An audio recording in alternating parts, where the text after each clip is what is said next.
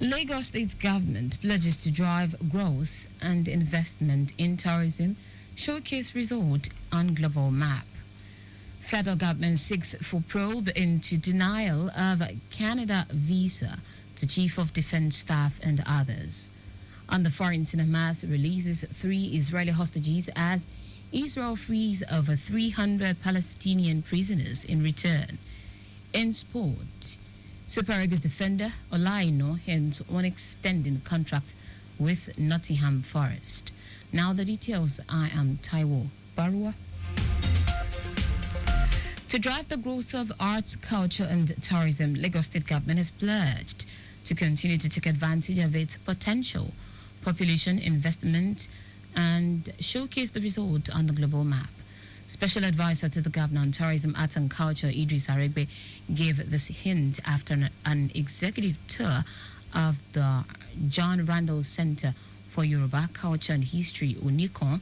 Aregbe noted that touring the Yoruba Cultural Museum with local and foreign travel and tourism enthusiasts gives credence to the rich cultural heritage in Lagos in a relaxed and comfortable atmosphere, which will attract more foreign investors and partners to the state. While commenting that tourism and entertainment event should not be about December alone, but also all year round, Aregbe commended Governor Babajide Sanwo-Olu for the nod and support for investment in the sector to thrive and draw global attention to the state, which was evident during the Christmas and New Year celebration. Our museum is fantastic. It's something that is huge. It's something that we can't get tired, of telling the world what we have here. And I'm happy that quite a number of people are so much happy at what they've seen here today. Again, today we've been able to bring in some major stakeholders here who will also go out there and spread the good deals. Let them know that Lagos truly mean business when it comes to art, when it comes to tourism, when it comes to entertainment and all that. And that's what we're doing. I'm just happy that I have a governor who so much believes in it, and he's always giving me the nod to just keep pushing and making sure that we give Lagosians what it truly deserves. Some of the tourists who joined in the tour included Mrs. Nika Isaac Moses of African Cultural Show, Goge, who commended the Lagos State government for the cozy environment and richness of artifacts in the past, present, as well as the future. The AI-generated videos displayed in the museum, coupled with the economic value chain to be generated by the J. Randall Center. For me, Lagos State is like the touchlight for cultural preservation and tourism development in Nigeria. If every ethnic group or tribe or state can put together something similar to J.K. Randall Museum. And what I've seen here at the J.K. Randall Center is impressive. Okay, starting from the quality of the curation, the Yoruba history, the heritage. When you talk about the Obas. Dignitaries who participated at the executive tour includes representatives of the Oba of Lagos, Yoruba, legendary actor Prince Jide Kosoko, student of Ekwakete Junior and Senior High Schools, among others, with cultural display by different ethnic groups. In a bid to ensure that students in Lagos State are adequately informed about staying safe online, the Lagos State Ministry of Youth and Social Development has organized a one-day sensitization program on digital resilience, empowering students to navigate online safely for students in Education District 1. In her welcome address at a program held at the Government Senior College Agege, Permanent Secretary Tonyo Tolu said the program organized by the school's Social Work Services Unit of the Ministry of Youth and Social Development underscores the unwavering commitment to the welfare and well-being of the students across Lagos State. Okeo Tolu, who was represented by the Director, Social Welfare Department, Toyin Jayola, noted that the school's Social Work Services is designed to support students in navigating social, emotional, and psychological challenges, including those arising from internet use. In his remarks, the Tutor General and Permanent Secretary, Education District 1, Bashir Adebowale, commended the Ministry of Youth and Social Development for the initiative, describing it as laudable and timely. Lagos State's government says it's intensifying efforts to establish primary health care centers, PHC, in every ward. Speaking on Citizens Gate, a program by the Office of Political, Legislative and Civic Engagement, Permanent Secretary of Health District 4, Abimbola Bawali, says this will be a major boost in grassroots health care. Bawali highlighted Governor Babajide Sanwo-Olu's unwavering commitment to strengthen the healthcare system. He emphasized that with the current phase of investment, universal access to primary health care in the state is within reach. Bawali described the 6 health district model as a transformative strategy that has enhanced efficiency in healthcare delivery. He also praised the dedication of health officials, stressing that both state and local government are working together to improve health centers, including those in riverine and hard-to-reach areas. The Joint Admissions and Matriculations Board, JAMB, has revealed that over 11,553 underage candidates have registered for the 2025 Unified Tertiary Matriculation Examination. Its registrar, Ishaq Oloyede, said this in Lagos while inspecting approved computer-based test centers where candidates are being registered. According to him, a total of 782,027 candidates have been registered in the last 10 days. Oloyede noted that on Friday alone, 443 underage candidates were registered, with 18,813 candidates successfully registered that morning. Now to the rest of the stories. The Minister of State for Defense, Bello Matawalle, has called for a probe into the incident surrounding the denial of Canada visas to the Chief of Defense Staff, Christopher Musa, and some top military brass.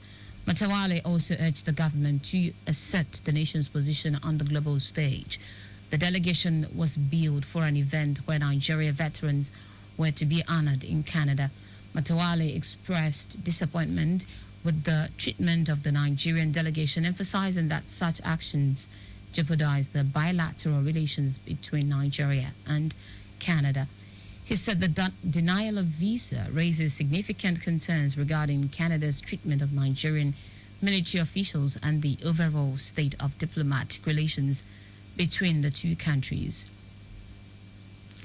The Nigerian National Petroleum Company Limited, NNPCL, has denied claims that it sells substandard petrol with high burning rates. Its spokesperson, Olufemi Shoneye, in a statement said the NNPCL was reacting to a viral video claiming that its petrol does not last long in fuel tanks. The NNPCL stated that the petrol purchased from its filling station was from the Dangote refinery, emphasizing that its fuel is carefully formulated with one of the best compositions, ensuring optimal efficiency, durability, and environmental sustainability for consumers. It stressed that a significant percentage of the premium motor spirit, PMS, sold at its stations in Lagos was sourced from the Dangote refinery. It added that the misleading video represents another desperate attempt by economic saboteurs to misinform the public and tarnish NNPC's reputation. The NNPC urged the public to disregard such fabricated content and rely on verified sources for accurate information, saying it remains steadfast in its mission to ensure fuel availability, affordability, and quality to all Nigerians while maintaining global industry standards. Health Guard International has announced plans to commence local production of its product and infuse natural ingredient of African origin to improve the well-being of its consumers.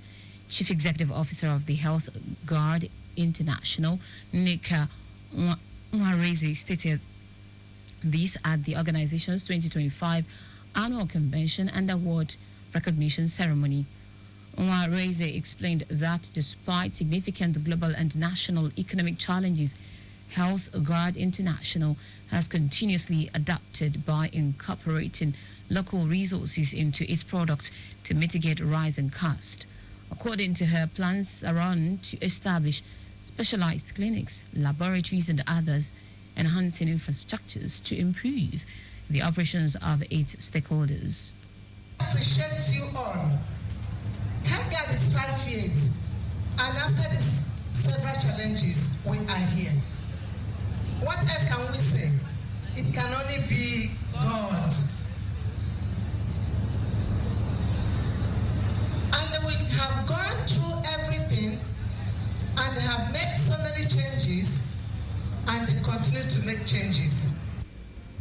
On her part, the Chief Operating Officer of the Health Guard International noted that with the commencement of local production, the organization aims to strike a balance between locally manufactured and imported products to offer consumers both affordability and quality. Bassi said over the last 5 years, Health Guard has expanded to 7 countries with plans to extend its footprint through franchising instead of focusing solely on physical offices. Our goal is about building entrepreneurs. Our product is a vehicle for us to build those entrepreneurs. Our product is a vehicle for us to better people's lives. So the thing is, we have a passion for healthcare, for people being healthy, for helping people be wealthy as well. So when we combine that with our passion for growing entrepreneurs and empowering people, it just makes sense. In the highlight of a convention, several cadre and categories were recognized and awarded with gift items and cash prizes, such as Stock List of the Year, Team Builders, Entrepreneur of the Year, Business Leader of the Year, Social Media Stars, Personal and Group Volume Sales, among others. In foreign news, Hamas has released 3 Israeli hostages after 3 days of fears of a future of the Gaza ceasefire. The hostages are now back in Israel. Meanwhile, Israel also released 369 Palestinian prisoners in return. A few went to the West Bank. The majority are now arriving in Gaza.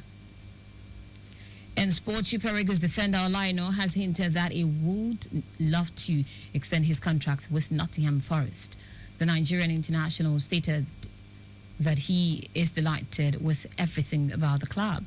Aina also showered praises on Forest striker Chris Wood for his gentle personality and how he has helped the club with his goals. And that's it on the news at 6. But just before we go, always carry out proper and adequate checks on your vehicles before setting out. You can follow us on our social media platforms: X at Traffic Radio 961, Facebook Lagos Traffic Radio 96.1 FM, Instagram Lagos Traffic Radio 961. Did you know that the Sanwo-Olu administration upgraded 2 higher institutions to universities? You can get more details on the Lagos State Government website. To end the news, here are the highlights of the major stories. To drive the growth of arts, culture and tourism, Lagos State Government has pledged to continue to take advantage of its potential population investment and as well showcase the result in the global map. The Minister of State for Defense, Bello Matawale, has called for a probe into the incident surrounding the denial of Canada visas to the Chief of Defense Staff, Christopher Musa, and some top military brass. We also told you that Hamas has released 3 Israeli hostages after 3 days of fears of a future of the Gaza ceasefire.